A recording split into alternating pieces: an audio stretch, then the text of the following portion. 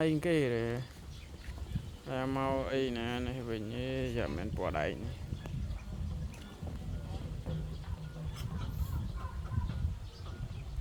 cái này nó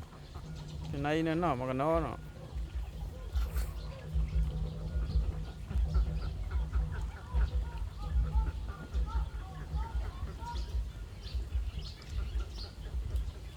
what is cái này man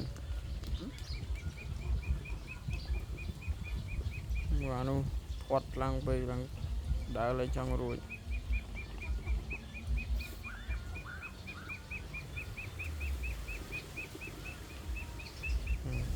thọt lăng đỡ lăng lên trong rồi này này xì đỡ được